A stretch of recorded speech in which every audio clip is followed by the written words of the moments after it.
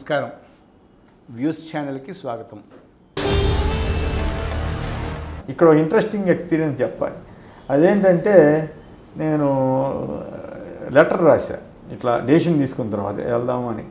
ఇట్లా రామోజీ గారికి, కిరణ్ గారికి ఇట్లా ఇద్దరికో ముగ్గురికో రాశాను.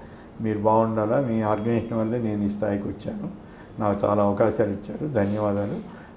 మన ఆర్గనైజేషన్ ఇంకా బాగుండాలా, మీరు బాగుండాలా, మీ కుటుంబం బాగుండాలా, మీ వల్ల దేశానికి ఉపయోగం జరగాల, సమాజానికి ఉపయోగం జరగాల మీ అని ఆకాంక్షతో చాలా పొలైట్గా నా వ్యక్తిగత కారణాలతోటి నేను తప్పుకోవాలనుకుంటున్నాను జస్ట్ ఇన్ఫర్మేషన్ పంపిస్తే ఏమైంది, అది కిరణ్ గారికి కూడా పంపించా కదా.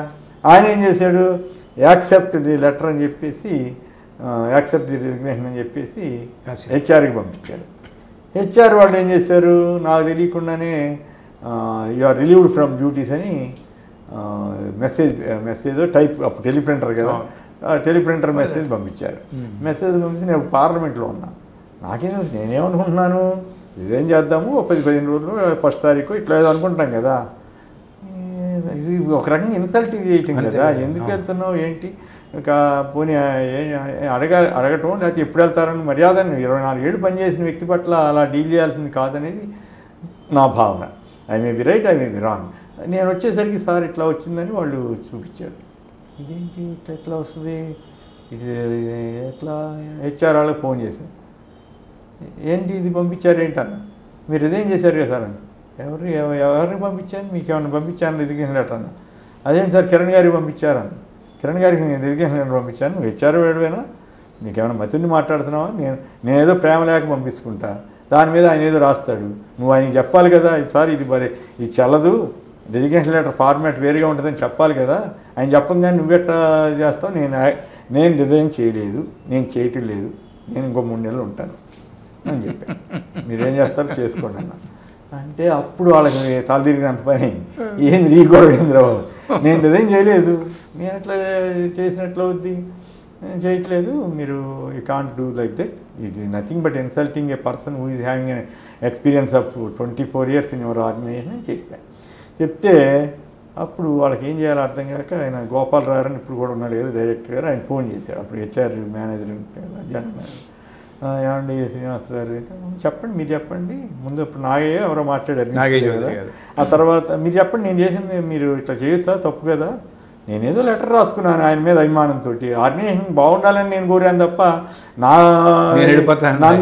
నా కీడును మీరు కోరకూడదు కదా, నన్ను ఇట్లా అవమానించకూడదు కదా, మీరు బాగుండాలి, నేను బ్రహ్మాండంగా నేను ఉత్తరం రాయటం ఏంటి, మీరు దాని పట్ల కనీస గౌరవం చూపించకుండా ఇట్లా చేయటం ఏంటి, ఇది మర్యాదనా, నేను అందుకేనండి నేను చేయట్లేదు, నేను రిజిగ్నేషన్ లెటర్ పంపించను, అది రిజిగ్నేషన్ లెటర్ కాదు, ఏ రకంగా చూసినా కూడా మీరే తప్ప ఒప్పుకున్నాడు. అవును సార్ కరెక్టే, నేను కాదనంటేది, మరి ఎట్లా అన్నాను. చెప్పండి, నా 3 నెలలు ఇచ్చేసేయండి, నేను వెళ్ళిపోతాను. సరే అని అప్పుడు మళ్ళీ వాళ్ళు మాట్లాడుకుని కింద మీద పడి 3 నెలలు ఇస్తామంటే, అప్పుడు యాక్చువల్గా నాకు అది ఆలోచన లేదు, నెలాఖరికి ఆలోచన లేదు, నెలాఖరికి వెళ్ళిపోదాము అని ఉత్తరం రాశాం కదా, వెళ్ళిపోతానని ఉత్తరం రాశాను. కానీ ఎప్పుడు వెళ్ళాలన్న దాని మీద నేను నెక్స్ట్ 10 రోజుల్లో వెళ్ళిపోదాం అనుకున్నా. 10 రోజులు అయితే నాకు ఏమి ఇచ్చేవాడు కాదు, కానీ అవమానించారు కాబట్టి నాకు కోపం వచ్చి, మీరు ఎట్లా చేసినప్పుడు నేను మాత్రం ఎందుకు గౌరవించాలి, నేను మీ పట్ల ఎంతో అభిమానంతో గౌరవంతో నేను ఉత్తరం రాస్తే మీరు నాకు ఎదురు ప్రతిఫలం అవమానం చేశారు. సో పోనీ ఏం చేస్తాం, ఎవరిష్టం వాళ్ళదని నేను ఇట్లా రివర్స్ అయ్యాను. రివర్స్ అయిన తర్వాత వాళ్ళు 3 నెలలు జీతం ఇచ్చి ఒప్పుకుని పంపించారు. సో ఆ రకంగా ఆ తర్వాత అవమానించి పంపిన వాళ్ళు మీరే ప్రథమలో అంటే ఏం కాదు, అట్లా ఏం కాదు. అవమానించడం అంటే వాళ్ళు తెలియక పంపించారేమో అనుకుంటున్నాను, కావాలని అవమానించారని నేను అనుకోను, కానీ బట్ ఇది నథింగ్ బట్ ఇన్సల్ట్ కదా. అది మీరు రిజైన్ చేస్తున్నాను రాయకుండా మీరు నేను ఆర్గనైజేషన్ వెళ్ళిపోవాలని అనుకుంటున్నాను అని అట్లా జనరల్గా రాశాను. ఇప్పుడు నేను మీకు రాసిన మీకు ఒక పర్సనల్ లెటర్ రాసి, ఇది personal letter, not a resignation letter. Resignation లెటర్కి పర్సనల్ లెటర్కి తేడా తెలియకుండా చేయకూడదు కదా. సో ఒక రామోజీరావు గారి రియాక్షన్ ఏమైనా తెలిసిందా ఆయన అసలు మాట్లాడే సందర్భంలో ఆయన కోపం వస్తుంది కదా. ఇప్పుడు నాకు వచ్చిన సమస్య ఏమిటంటే, నేను పనిచేసిన చోటల్లో మానేస్తున్నానంటే నాకు ఇది సమస్య. అదే నేను పనికిరానండి అనుకోండి, వీడు ఎప్పుడు పోతాడని చూసేవాడు, లేదంటే పంపించేస్తారు. ఇవన్నీ మనం ఎంతమందిని చూడలేదు, ఇవన్నీ చూసాం కదా. సో ఇప్పుడు నాకు ఈ ఎక్స్పీరియన్సే 2-3 చోట్ల ఎదురైంది. సరే అయినా we face it and we ఏదో ఈ స్థాయి ఇంకేముంది 46 ఏళ్ళు గడిచిపోయింది సాగిపోతా ఉంది.